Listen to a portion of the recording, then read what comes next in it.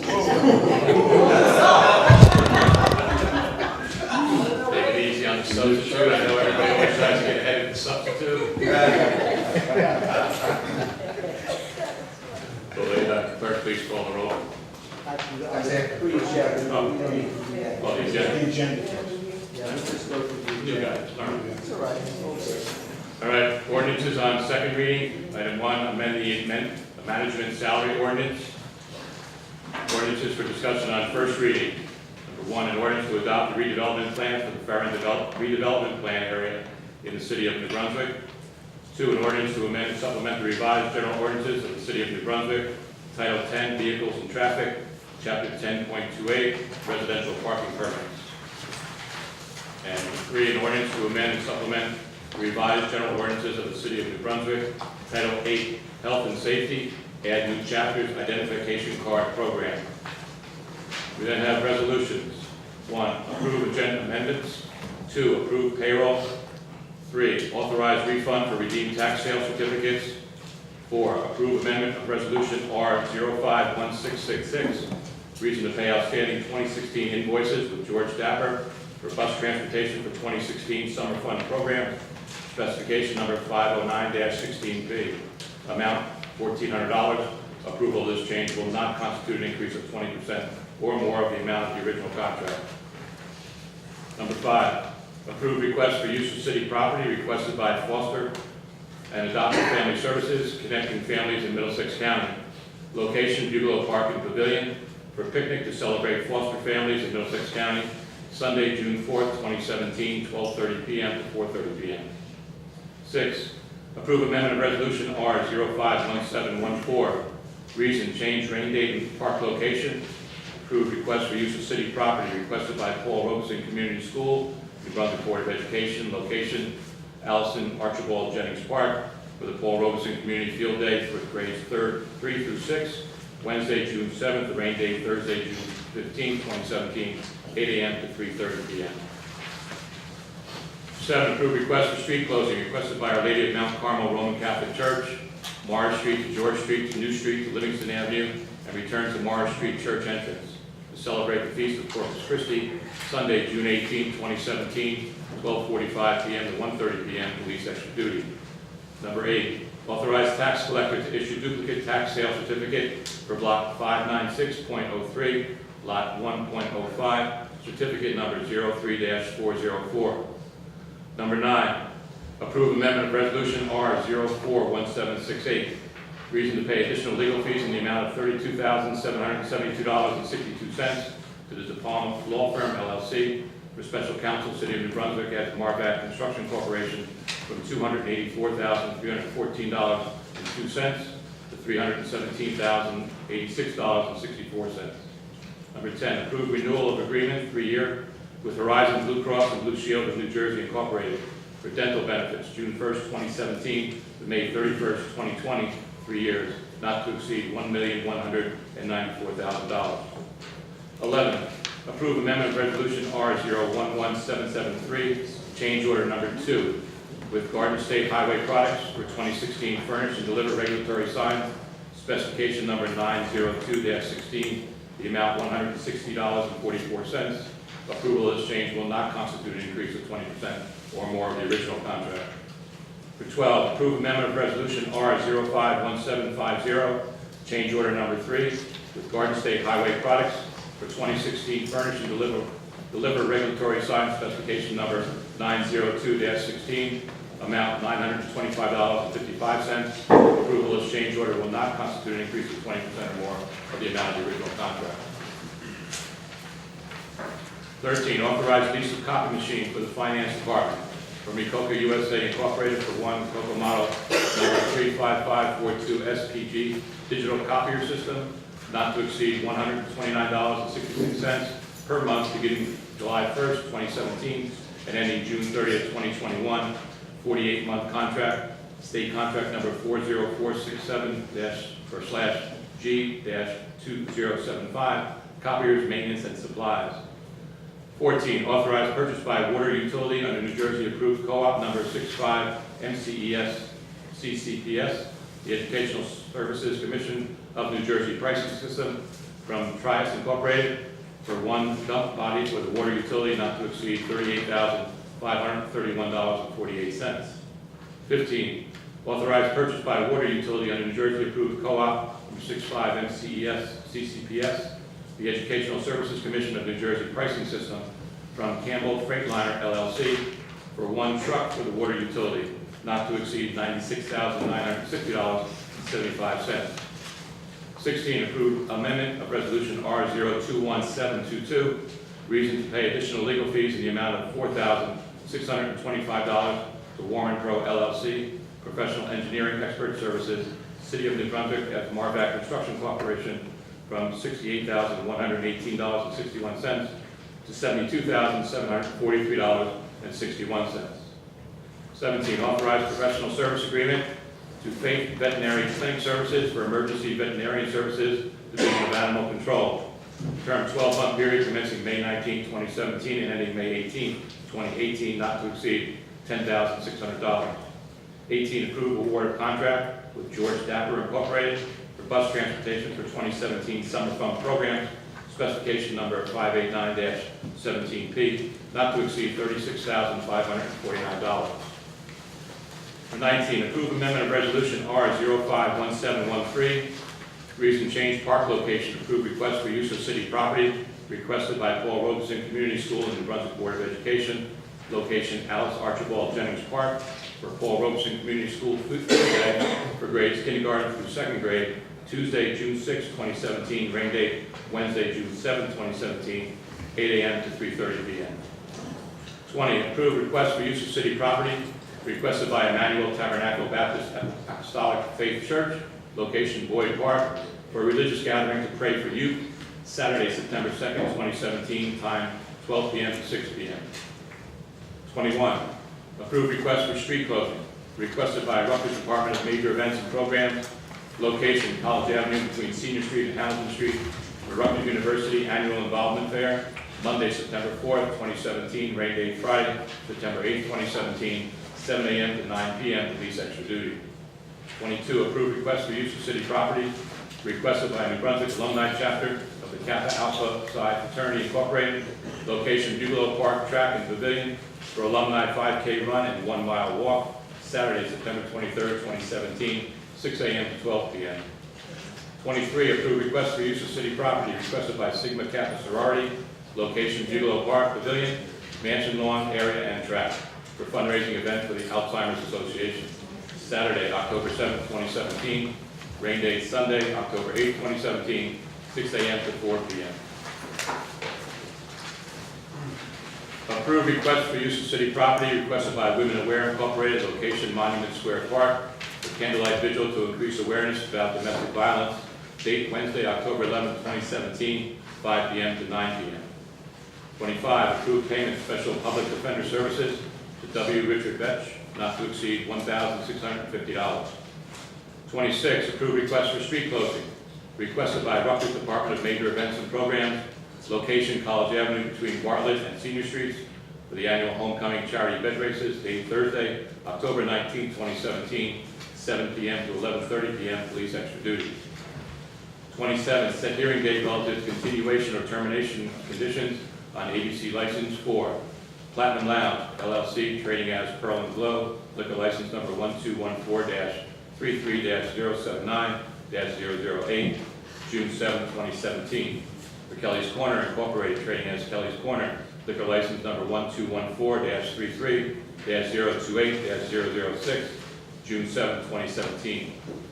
For La Famosa Incorporated, trading as La Famosa, liquor license number 1214-33-045-003, June 7, 2017.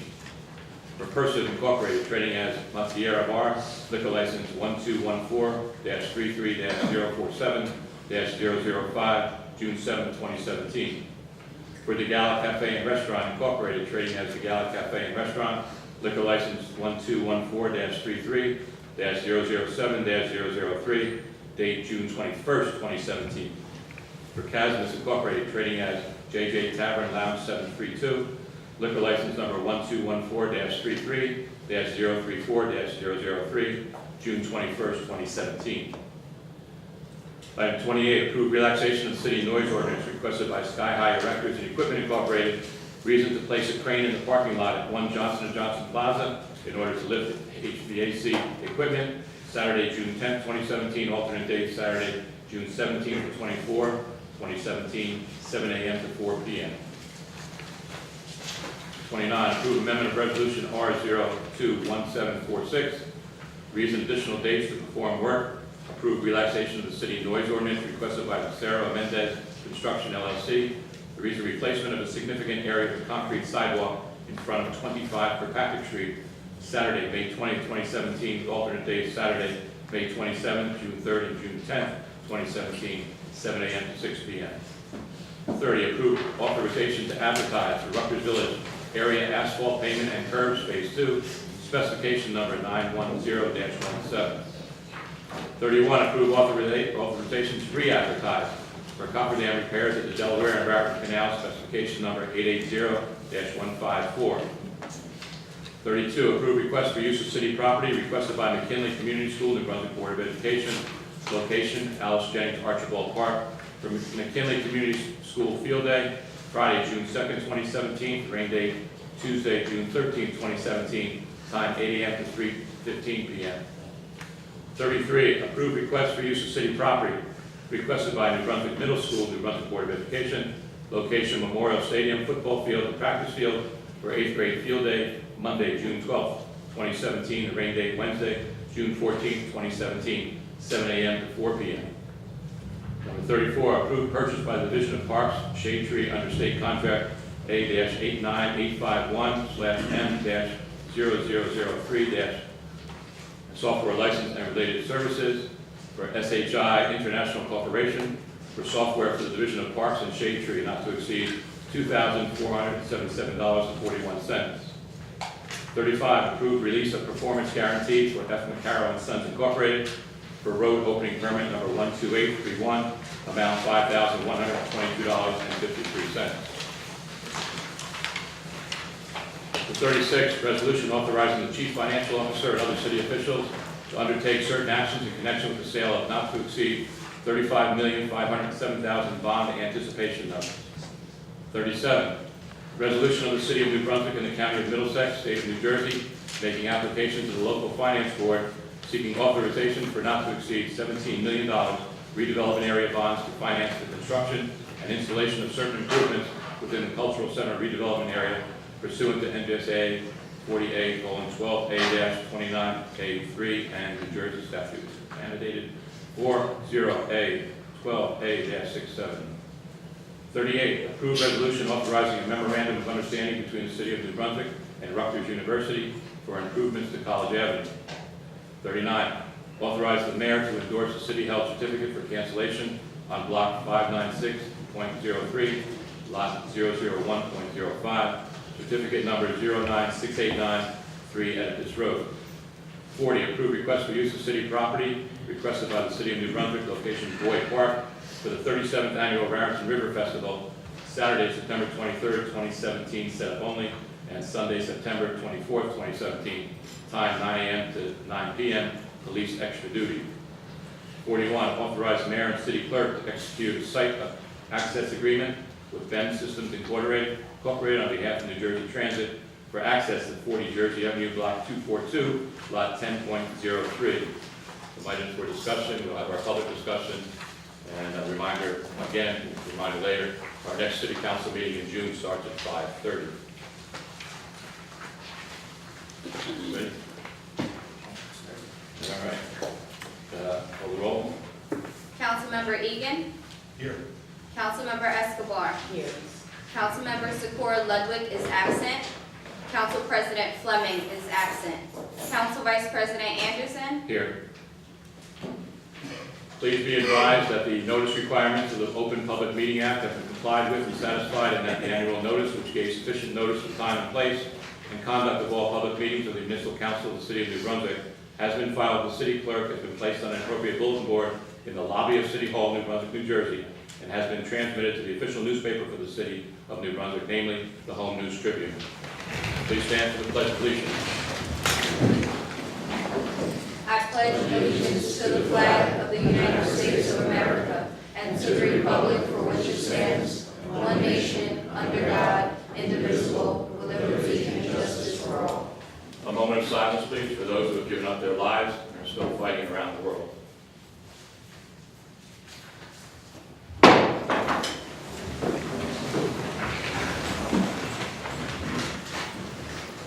Get approval of minutes of May 3rd, 2017. Second. Councilmember Egan. Yes. Councilmember Escobar. Yes. Council Vice President Anderson. Yes. No public hearings other than ordinances. Ordinances on second reading. Item 1, amendment management salary ordinance. Does anyone from the public wish to make a statement or ask any questions about that? You try to limit yourselves to 5 minutes as much as you can. Evening, Mr. Vice President, President. Charles Craddock, New Brunswick today. Wanted to just ask for an update on the hiring of this person and, what, does any kind of more specific salary, this range is pretty wide. Not to my knowledge, I believe the process is still ongoing. I can answer that, Mr. Anderson. This title will be given to the person that we hired on May 8th. She will be the individual who manages the abandoned housing program, as well as serve as our zoning officer, and her starting salary is $65,000. And her name? Elaine Broyles. Lake Royals. And was there previously a zoning officer? Who was that? There was, Golda, thank you. Gold Spire? Yes, Oh, certainly. okay, that's all. Thank you. Thank you. Anyone else from the public? Second. Councilmember Egan. Yes. Councilmember Escobar. Yes. Council Vice President Anderson. Yes. Ordinance for discussion on first reading. Item 1, an ordinance to adopt the redevelopment plan for the current development plan area in the city of New Brunswick. Move the ordinance setting down June 7th at 5:30, same way to be advertised. Councilmember Egan. Yes. Councilmember Escobar. Yes. Council Vice President Anderson. Yes. Item 2, an ordinance to amend and supplement the revised general ordinances of the city of New Brunswick, Title 10, Vehicles and Traffic, Chapter 10.28, Residential Parking Permits.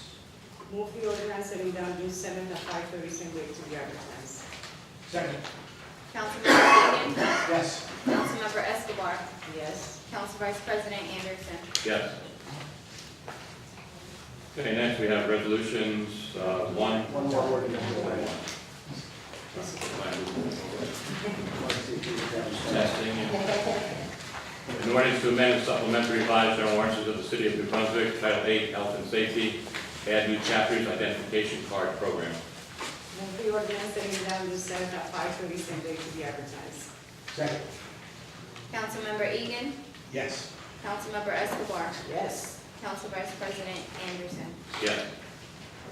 All right, now we have resolutions 1 through 41. If anyone from the public has anything to say, please come to the microphone, identify yourself, and ask for it.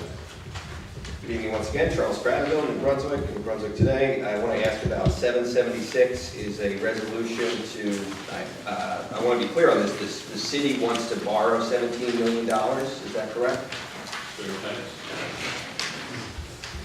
Council Vice President, all we're doing here is asking for permission to apply to the local finance board to issue what's called RABs, or redevelopment area bonds. And they would be general obligations that would be offered by the city to help subsidize the financing of the project. And the pilot payment that we would get from the project would actually pay the debt service. So that's how it will be paid back, is out of the pilot payment. What you said. Okay. And how many years will it take to pay back the $17 million? We don't have all the details yet, but I know that the pilot payments can be no longer than 30 years, but the bonds have been negotiated. We're in the process of still getting that. So it's approximately 30 years. Okay, so it'll be over the whole life of the pilot, they'll eventually pay back the debt, and that includes interest, it'll cover the interest? Council Vice President, yes. Okay. I want to understand, I guess, towards the end of the resolution, it says that all, the following things are true, and letter D says that it's an efficient, feasible means of providing services for the needs of the inhabitants of the city. and will not create an undue financial burden to be placed on the city. What is the full extent of the financial burden on the city? Is it just this $17 million, or is the parking authority going to borrow additional money and potentially other city money going to make its way into this project? As far as I know, Council President, the city's involvement is only on what's called the tower, and the tower includes the theaters, the Rutgers office area, and also the county office area, as well as the 207 residential units that are going to be above the theater complex.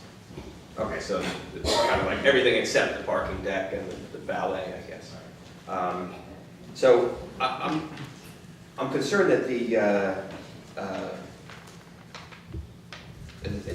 I don't know that everybody knows the terms of this agreement and like who's going to get to own it at the end of it, but it's my understanding that the most valuable portion of the project is the 17 stories of luxury apartments, and that's going to basically, looks like some NB PAC management is going to pay $1 to control that, and I believe after 100 years it's going to revert to Penrose. Is that correct? Sure, awesome, Mr. Barrett. Now, the project is going to be divided into what are called 5 air rights estates. There'll be a parking estate, which is described in there, which will be the parking deck. The valet will have rehearsal space. And then in the tower, there will be a theater facilities, an office, and a residential air rights estates, 3 separate estates there.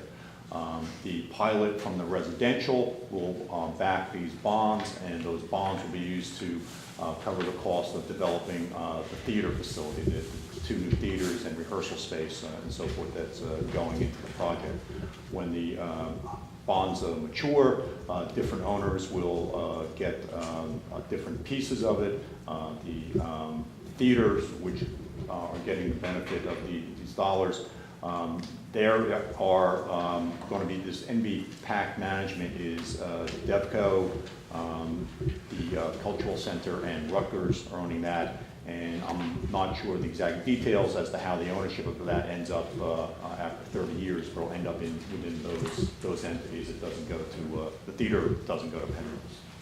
Right. I understand that. I'm just concerned that the Penrose is going to make a lot of money off of this, and I don't understand why it's always them and always the Lentz firm and always DevCo. And I see this is a $167 million project, and I think the majority of that's coming from the public, right? It's mostly taxpayer funds. The county is looking to chip in another $12 million tomorrow night at their meeting. They've already chipped in $6 million, and now basically this is I think putting the cart before the horse, respectfully. I'm not an expert on redevelopment, but I know that you don't get a pilot payment unless you give them a tax abatement. So if you're passing this tonight, you're basically saying we're definitely going to give this project a tax abatement. Is that your understanding, that you are definitely going to give it a 30-year tax exemption to this project? That's what the idea of the pilot stands for, payment in lieu of taxes. Right, we haven't done that yet. It says you plan to. Right. I'm just curious why. I think it's backwards to do it this way. Council Vice President, all we're doing tonight is just authorizing the application to the local finance board, where we have to go down before the local finance board and justify the project and finance it. So that's all we're asking for this evening. There will be a financial agreement down the road that's going to be presented, but tonight is only the application to the local finance board. Okay, I understand.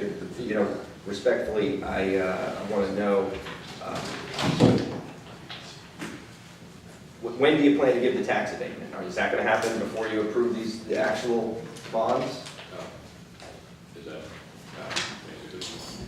Yeah, that's what backs the bonds. You need the revenue source. There would be a financial agreement that would get in place, and that would pay for the bonds once the project is constructed. Yes.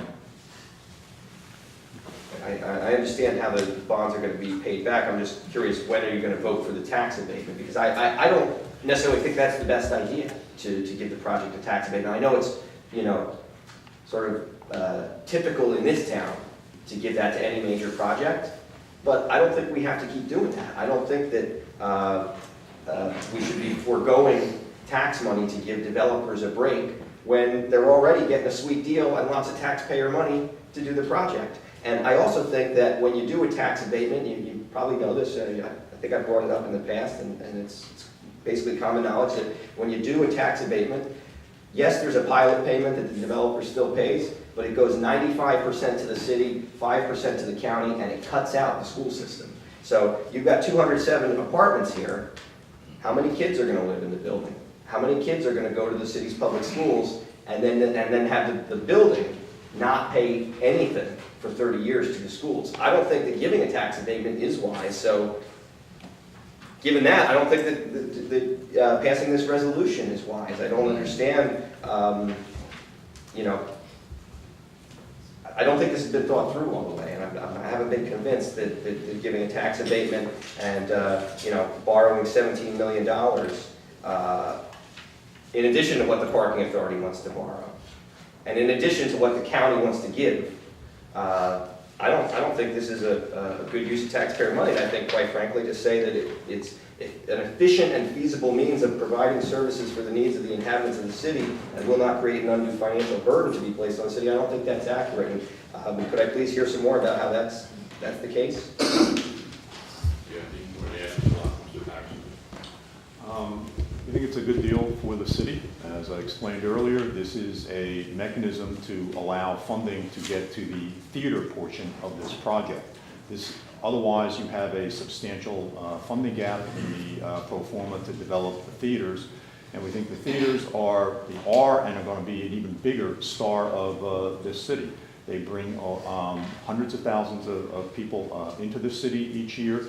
They help support the restaurant and entertainment industry in this city, which has over 1,000 jobs in it, at a whole range of different income levels, from entry-level minimum wage type jobs to other jobs that pay very well. We think this is something that really supports New Brunswick and makes New Brunswick what it is. This allows us to have the preeminent cultural center in Central Jersey. Thank you. On 48 and 55, can I just get an update on the Marbeck case? The decision has been pushed till June, I've been advised, so hopefully sometime in June we'll have a decision from the AAA panel. Super. And then 77 is a memo of understanding between the city and Rutgers. Can I just hear about what we'll expect on College Avenue? Will it include a bus stop? Yes. The memo captures the agreement between the city and Rutgers on how College Avenue will be improved this summer and how it will be maintained prospectively. The roadway, as you know, has had metered parking removed from it. The plans that Rutgers submitted to the city for our review and approval show a dedicated bus lane in one direction, 2 lanes for car traffic, and then a wide bike lane for bi-directional biking activity, and that will be striped accordingly after the roadway has been rebuilt, again from Hamilton to Huntington. The agreement also speaks to Rutgers doing a study to see if it can identify some off-road parking opportunities in the corridor. It also speaks to the university doing the street sweeping going forward, the snow removal going forward. It's basically some other improvements we'll make, like pedestrian crosswalks and storm sewer grates and things like that, but the agreement captures that understanding. Okay, just one final follow-up. There was a bus stop, we used to call it the Grease Trucks bus stop, and it was taken away with the construction and never basically not replaced. There's certainly not an adequate shelter for people there. There was almost $1 million given to the city to upgrade College Avenue in the past, and that was a partnership with Rutgers. And is it true that the feds came and took the money back because the city didn't use it quick enough? And when are we going to get that bus stop? I can't speak to the bus stop, but I would not characterize the grant as being the city's money to have lost. The university and the city were, I believe, grant applicants. The money was to be used for some bus sheltering improvements on College Avenue. And for whatever reason, the university did not go forward with that. I would not characterize that as money the city lost. I just respectfully ask you to hold this and include a bus stop in there. Rutgers should do it, Devco should do it, somebody should do it, they need a bus stop there. So hope somebody will step up and do that. Thank you. Thank you. Anyone else? Public? Resolutions? Not seeing any. Move the resolution. Second. Councilmember Egan. Yes. Councilmember Escobar. Yes. Council Vice President Anderson. Yes. Next up, some council discussion or just the notices. Again, thank you to everyone who came out for the Cinco de Mayo Day down at the library. So I understand it was a huge success, so congratulations to you. A reminder, upcoming on June 3rd, a busy weekend here in New Brunswick. We have the Hungarian Festival coming. We also have a health fair at Recreation Park, sponsored by the Civic League. And of course, the Soapbox Derby down by Johnson Drive is all coming up on June 3rd. We'll open up to the public. Anything the public would have, please come to the microphone, identify yourself. Danielle Moore. First, I'd like to start off with saying about Mr. Charles. Wow, he made a very good point for us. Wow, with the city building all these luxury apartments. Wow, our schools are overcrowded already where the city is trying to expand. So what is the situation going to be? Just like you said, no counting how many kids are going to be in all these apartments. What is the city going to do? What, try to build another school or so? Wow, that's going to be extremely too many kids for all the schools in New Brunswick. Well, my understanding is before they build it, they have to go through a whole bunch of things, who's going to live there, how many children might be there, if Mr. Loughlin or Mr. Patterson, well, is that in part of the plan? They always figure out children and stuff like that? Or? No, we don't figure out how many children are going to live there. I mean, you don't know that in advance, but this is a mixed income project. 20% of these units are going to be for affordable households. So it's not just housing for the wealthy. And as I was stating before, it's a means of creating a lot of new jobs in the city of New Brunswick, which go to all different income levels. Like I said, I still say that's going to do to where you can keep track of, okay, you can say that, wow, it's going to be 2 children in a 2-bedroom apartment where, wow, you're really going to keep record what somebody says, where it can be 5 children in an apartment. So like I said, like he said, he made a very good point. I'm really curious about how it'll be super overcrowded with these schools, with all these luxury apartments that are being built. I would like to get back to Baldwin and Railroad Avenue. At the last meeting, I surely just wanted to laugh due to where the city said that they put there something for temporary, like that's really going to stop the cars. Has anyone from the council been through Baldwin and Railroad? Yes. Now, do you really think that this is going to stop the cars from coming through there? I think last time Mr. Moody indicated this was a temporary fill, is that right?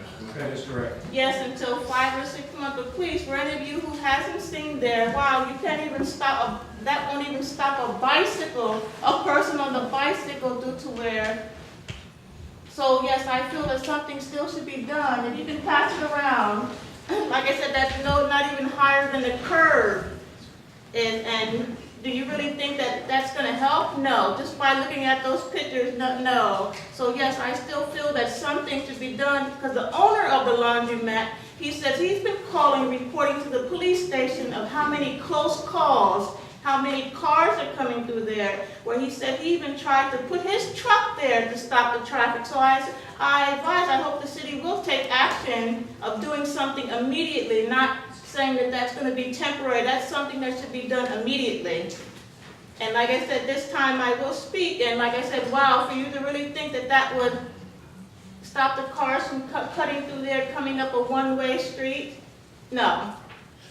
So, and getting due to where I went to the traffic meeting, that was the next day, due to where, wow, it wasn't not one engineer at the meeting. I would like to thank Mr. Jones due to where he was a witness of what was going on, what I talked to about in the meeting. But like I said, wow, how the word is not getting through the engineers what's to be done and what should be done. So like I said, I hope you will take action so soon. Like I said, what, temporary, what, maybe a month or so, if that. But like you said, what, more than three or 4 or 5 months? No. Please, so like I said, I hope you will look into doing something immediate. Like I said, you have school buses that come down that one-way street. How the cars are cutting from Handy Street just because they don't want to wait in traffic. Please look into that. Then also, I would like to thank the city for also responding to Lee Avenue and Lawrence Street, where I thank the maintenance crew, the light crew, due to where they did make sure everything was properly done the right way this morning, making sure that all the orange sticks were, and they done a great job. And I thank them for it, and I thank the city to do it too also. I will thank the city due to where I see you did do the markings to redo the curbs, to make it possible for a wheelchair on Lee and Lawrence, due to where you have 2 individuals there, like I said, with a wheelchair, and they had to push their children in the street. So I do see that you made your markings on there, and hopefully we will see it soon. And then my last thing, that's where with the city trees, it's beginning to be dangerous due to where your trees are very low, and at night, where please, it's very, if you're a tall person, if you're riding, a child riding on the bike at night, how wow, you can really, what, your trees, the branches are what, this low, if someone comes through, how they can just seriously get hurt. So please, I hope the city does take action, going around trimming their trees, making it safely possible on sidewalks. Well, I think the Shade Tree Commission has that part of it. The Shade Tree Division is responsible for pruning trees, and we will ask them to take a look at trees that may have too low of a canopy. Is there anything emergency, Mr. Moore, right now, any special place or anything?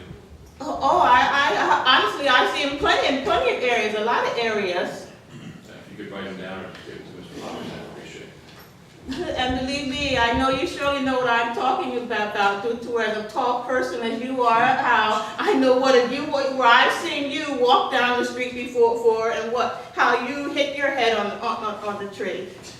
It's just so please, I hope you do understand what I'm talking I do. When about. some of these young trees go in, they're not too Yeah. young to be trimmed. But I will bring your, obviously, let the Shade Tree Division know what your thoughts are, and maybe we can, when the timing is right, to prune these things so that they're not safety hazards.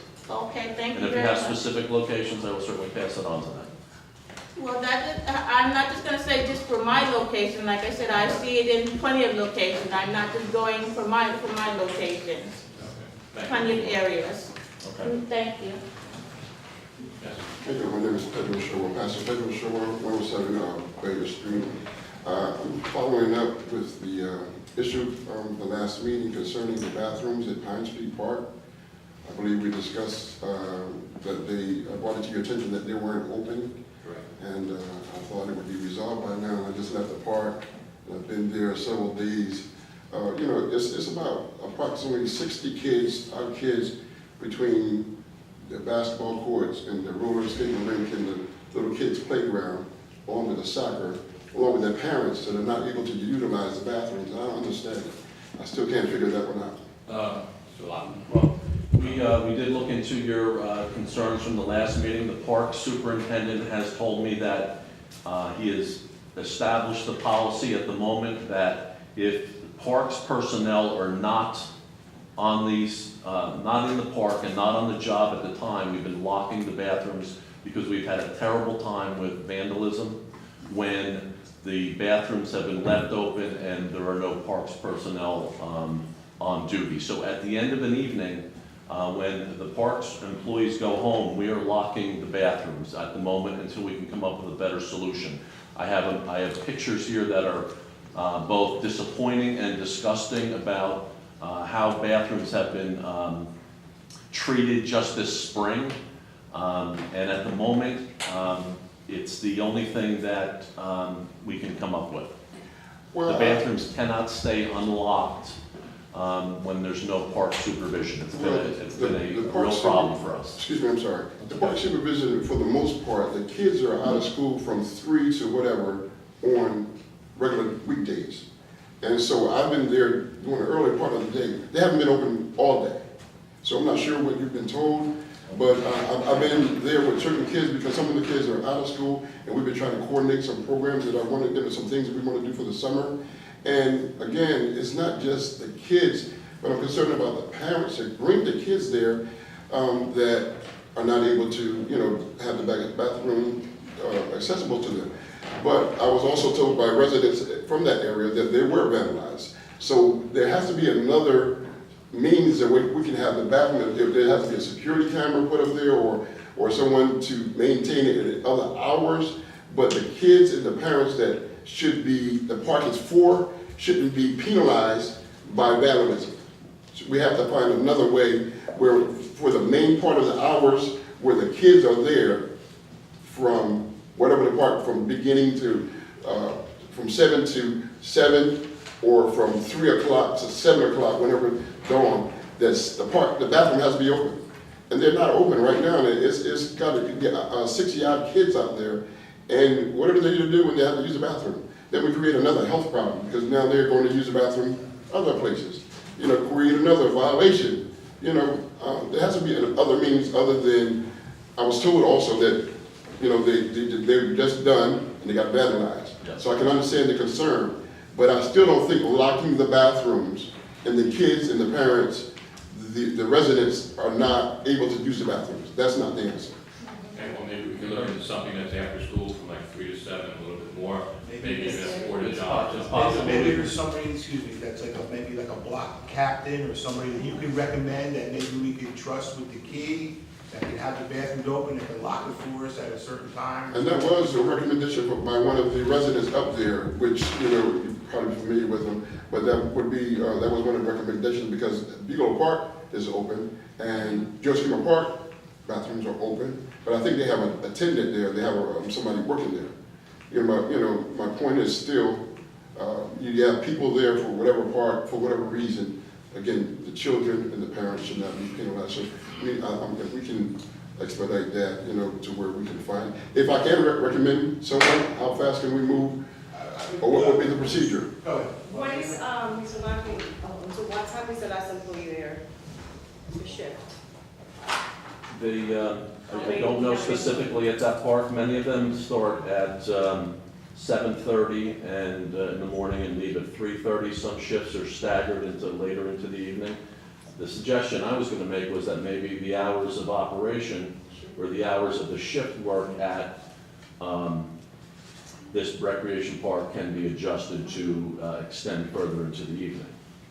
Because that would be my recommendation. I like that, along with his idea that maybe a rotating block captain or whatever, someone for the residents to be in charge to assist in it, because it would help the city as well to keep an eye on knowing that anybody not from that area that's not taking care of the park, that the people that in the residents are going to make sure that the park is taken care of. It's to their benefit. Right. So I'm thinking this is like a win-win. Yeah, and if the people can come forward and either identify people or tell us, maybe who's doing or something, we can help that too. But in the meantime, we'll look into maybe adjusting the hours so it's there. So who do I need to submit some names to? You can give the clerk's office. Clerk's office? Okay. Mr. Jones? If I can get your phone number before you leave, Okay. we can maybe get a conversation going with the park superintendent as well about extending hours, Montanez. So I've been having a conversation with Mr. Showell and about the same possibility of each ward has a block club and a crime watch community captains, and bringing this concern to that actual group, being that we have law enforcement there for quality of life issues, et cetera. Being able to have that conversation with residents of that community to figure out who would be the best person for that role, figure out how law enforcement can be involved if need be, and then figure out a process with the Parks Department to see if that makes sense. But there's a second ward Crime Watch and Block Club meeting. They meet monthly, and this conversation will be the best to kind of figure out who would be that person that can Exactly. move forward throughout the city. Okay. Okay. All right, thank you for your time. Yes. Good evening, my name is Cecile De Laurentiis. I'm a representative of Food and Water Watch. We're a local nonprofit that works to protect public health in the area. We represent about 2,000 members in Middlesex County. So Food and Water Watch wants to say that we support the continued advancement and the progression of the municipal identification program. We think it's a great step to making New Brunswick a more fair and welcoming city for everyone. We just have a couple of questions. We wanted to know, first of all, what data is going to be collected? What data or points of information will be collected for that municipal ID card? Shem. The data that's going to be collected is not actually being collected, it's being reviewed in connection with the application process. There's a point system that's utilized under the ordinance, similar to many other towns that have enacted similar ordinances, and different documents are given different weight. So, a passport from another country, a license from another state, they're all weighed differently. I haven't had it committed to memory, but it is a point system. And that particular individual, who's the applicant, will show those documents, and once they achieve 6 points or more, that's sufficient for identity and residency to be issued a card. Would you mind telling me what points you do remember, which documents? As many as you can remember. It's like going, there's a plethora of documents that we've included in the ordinance. Some of them are the social security, the utility bill, the phone bill, anything that establishes that they live in the schools, if the kids have in the school, they're registered in the school. The school ID, or records that they are in the school. For the homeless, because usually they don't have an address. Right. Somebody who, usually there's an organization that usually works with them. So we'll be in care of those, that organization will be the point person that will get that, that will verify that they are indeed in New Brunswick, driver's license. U.S. driver's license, learner's permit, U.S. state identification card, consular ID with photograph, visa, birth certificate, U.S. permanent resident green card, U.S. citizen naturalization certificate, U.S. federal government tribunal issued photo ID, state veteran's ID with photo, U.S. military identification card, U.S. or foreign passport, City of New Brunswick employee card, voting license, proof that minors enrolled in New Brunswick public school, foreign driver's license, foreign military identification card, it goes on and on. Right, thank you. We are also wondering when you expect these IDs to be available to residents in the city. Well, assuming the ordinance is enacted on second reading and the 20 days after signed by the mayor, and the hardware actually has to be purchased for this particular process, we believe on or before September 1st to actually have it up and running and have the ability to have people apply for the IDs. Obviously, if it happens sooner, it will be sooner. So on or before September 1st, people will be able to apply for the IDs. Well, And yeah. then when there's, sorry? That's our hope. Right. And so if that were the case, when could they expect to have those IDs issued? Soon after the application? It's a one-step process. Okay. The logistics of which are going to be worked out, how long it will take, but the intention, similar to other municipalities, is you appear, a lot of municipalities do it by appointment because they don't want people waiting a long period of time. You bring your identification, your documents, they're reviewed after you submit your application, and then at that point, you make your application, they take your picture, they produce the ID, and you go home with an ID. That's the intention of the program. That's how it's worked in other towns. Great. That's how we intend it to work here. That sounds great. It sounds like it should be pretty simple for folks to figure out, right? So is there, what steps will the city be taking to make sure that folks, these are accessible to folks, that they know how to go through this one-step process? Well, the public library will be administering the program. I know that we intend to make it known to the public, whether it be online or through public notice, probably the city's website as well. So once it's ready to go, I'm sure it'll be out there, advise people accordingly.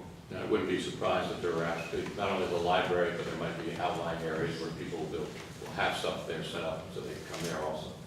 Right, so primarily, so this is primarily happening through the library, and the primary way of communicating to people about this program will be online. But also, there's community-based organizations that are involved, that will be having that information, and will be providing that to the residents where they're at. So when they go, whether it's Unity Square or anybody else like that, or out there to the people, that's going to be the library, or they might have, an outplace somewhere else. Just the library director's here. Thank you. One thing I know we will be doing is putting up posters in English and Spanish in stores, bodegas, in laundromats, where people gather. So, and we already have a staff member who is putting up posters for our programs. So he's been going out and he knows where these can be posted. Right, is he communicating, or are you communicating with organizations or groups of folks that might especially benefit from the program about how to best spread the word? Okay, well, right now, we haven't formed a meeting to, talk about the communication part. But we have, the library has excellent relations with the Esperanza Project, with Pazos,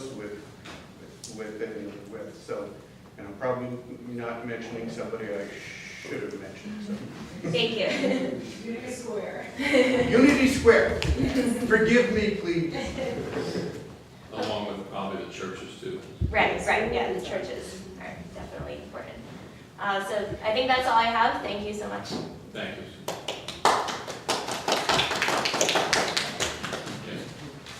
Hello, thank you. Teresa Vivar, New Brunswick resident. First of all, I'll say thank you because we have now finally, after many years looking about not only the municipal ID but the county ID, we have the opportunity to have it, talking about it. But then my question is, why not to be more inclusive? Why not to have more people from the community in these meetings where you want to define what type of information you request, and also what other things are going to be in the questions that we have, for example, where the data is going to be stored,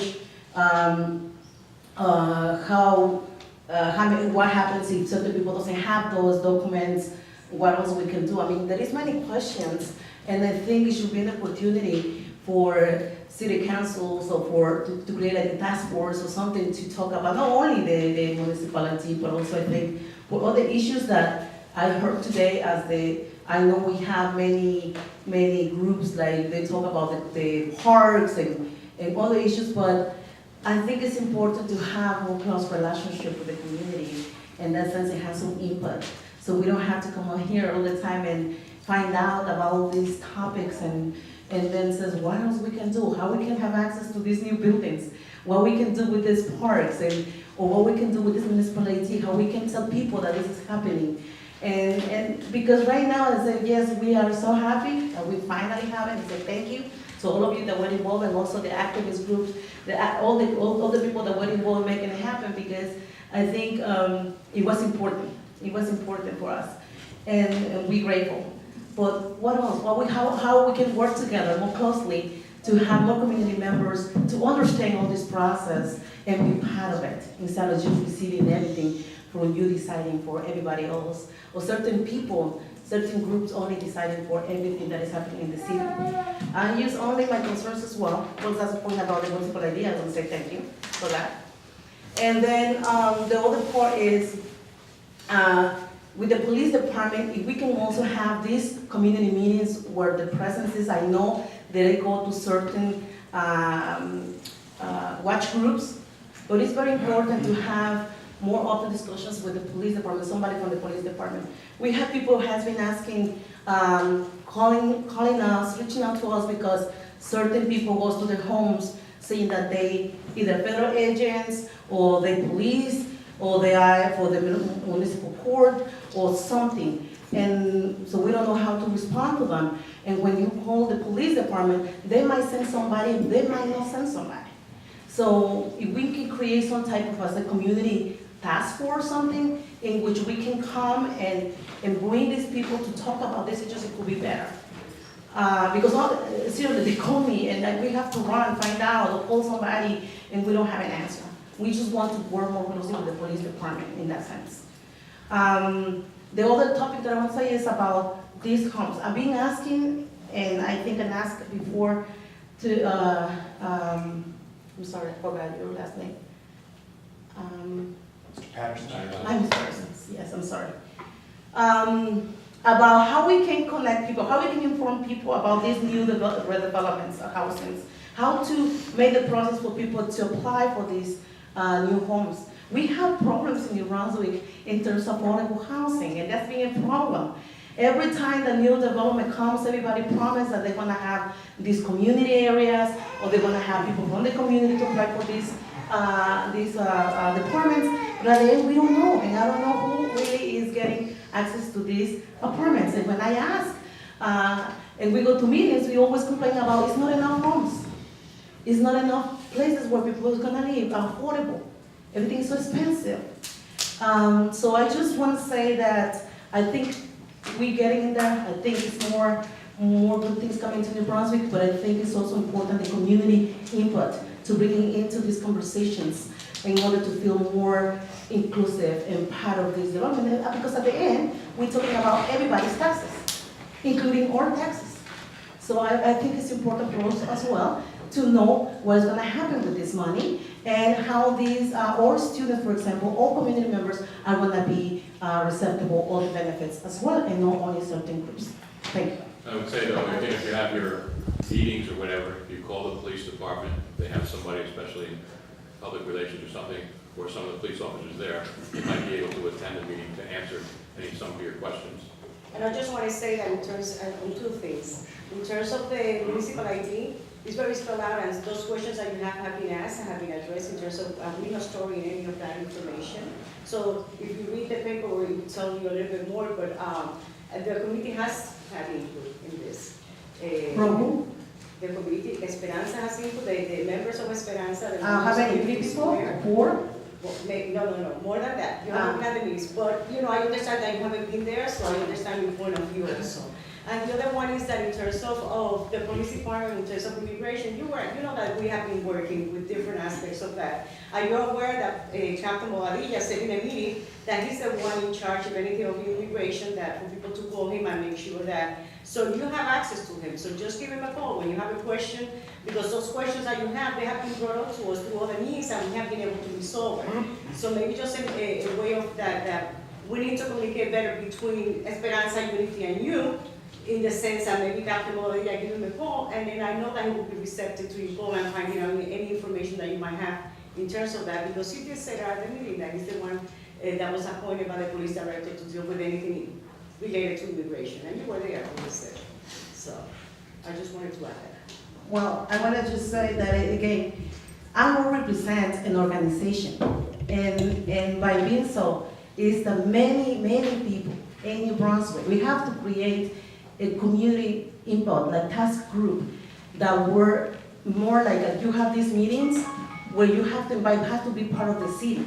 Because if it says, if my members doesn't go, for example, if we don't get into notifications with you, Esperanza Project or Unity Square, and they don't know anything about what's going on with municipality, you wouldn't have an input of certain people, and that doesn't represent the whole population. So you have to make it open. Let me just ask you, the municipal ID, just for your information, maybe you don't know. But Esperanza Unity Square were the first one who brought up people together to talk about this. Even the city was thinking about it, but they were the ones who brought this issue. That the community needed that. So it wasn't a city telling members what to do, it was the residents telling us what they needed and that's how we address it and we work together. Just Rebecca, we have many meetings before these years ago, when we have the municipal LT, with county LT, we have years, more than 6 years talking about this. So it's not about one group in particular, it's a community thing. I'm asking, I don't against no one, because everybody, I just said, we're working together in this. I'm just saying for the benefit of everybody, including your group, Rebecca, including all of us, is that we have to be, as this type of meetings or this type of conversations, be more inclusive with everybody and invite them to be part of this, because at the end, it's not benefit me, it's gonna benefit all of us. And we have to be more inclusive. One people, one organization doesn't represent the whole community. And I'm sorry, and I work with everybody. When you're talking about the police department, and you're saying we have to identify how to collaborate together, and that's what we're doing. Yes, we're getting to that point. But I'm talking about a situation that is occurring more and more, and I think not only work from the working group that we have in immigration, but it has to be also from the police department. How we can collaborate with them even more to create this response to community members, because the ones that are being affected and they can speak English, that's why they're not here, but it's happening right now. You know, that's the concern that I have. And somehow, we have to collaborate more with the police, because at this point, we have problems in the schools because nobody trusts the situation in immigration. We have problems in the food pantries. We have problems with the connection with the police. And I'm not saying this because I'm against somebody. I'm just saying how we can find the way to collaborate. I would suggest again call Captain Bobadilla. I'm pretty sure he will help you out. Thank you. Good evening once again.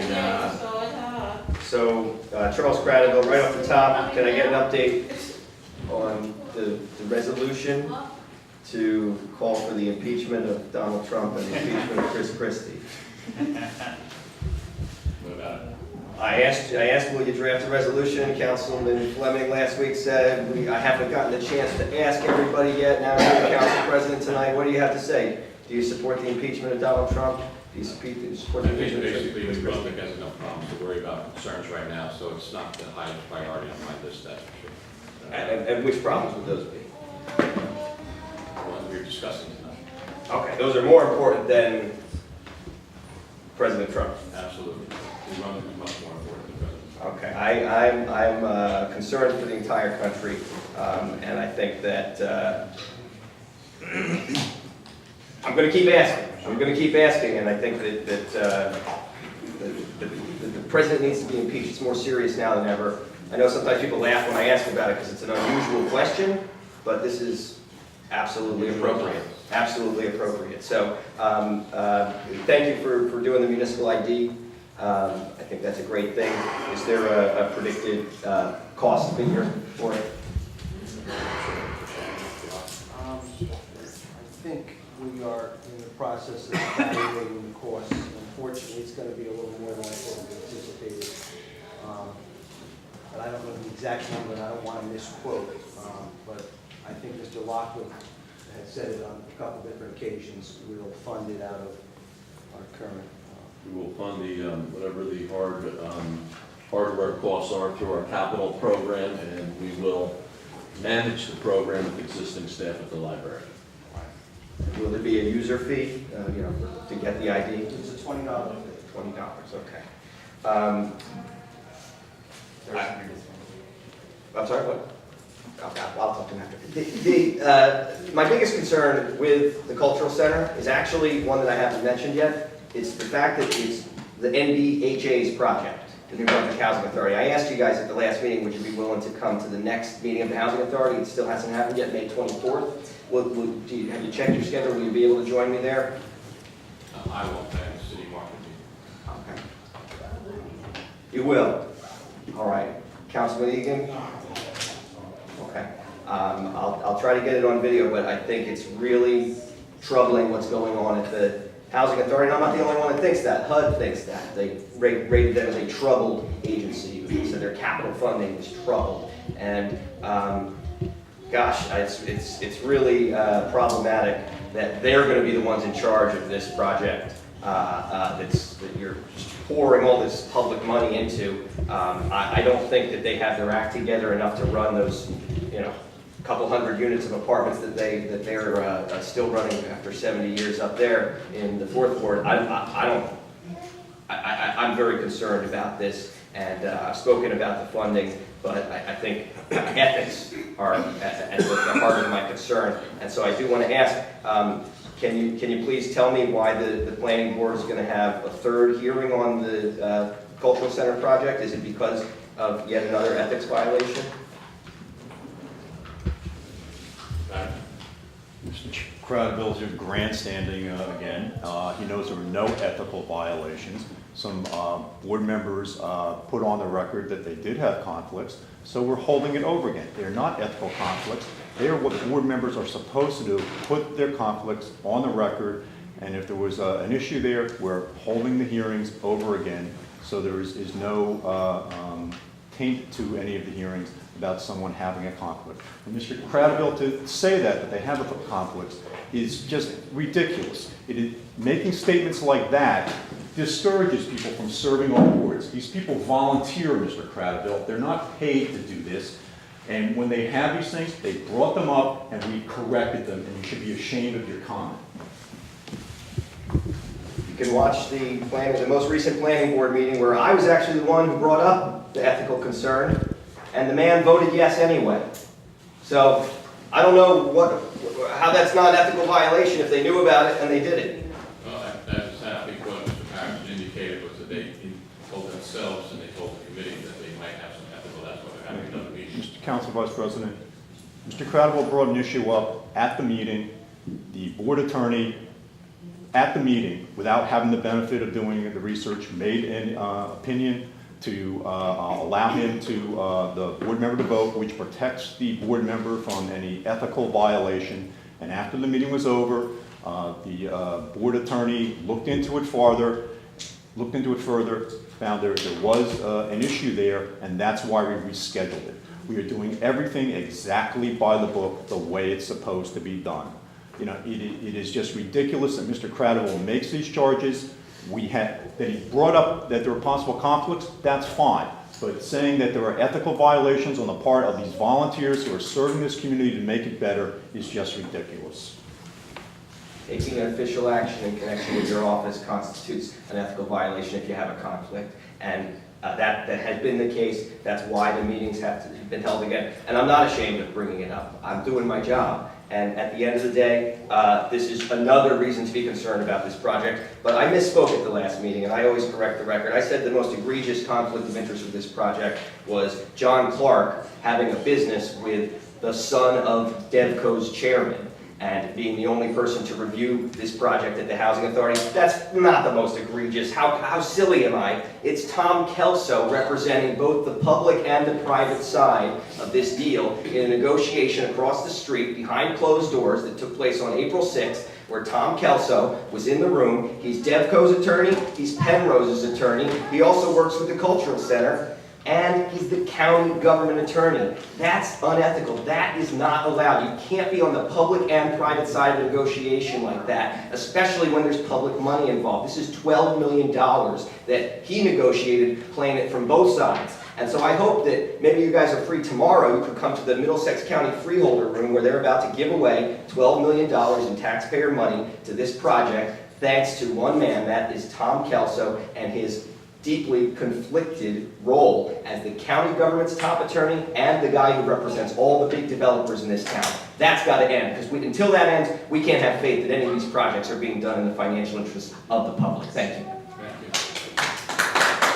Anybody else in the public comment? Motion adjourned. Well, one more comment I will. Another thing that the city It's should, done from before, unfortunately. now, No, that the city should look into. Unfortunately. Wow, that's where your ceiling is collapsing. I thought he would have been coming back through the door. But yes, that is another issue for the city. Who you Councilmember Egan? Falling down. Yes. Councilmember Escobar. Yes. Council Vice President Anderson. Yes.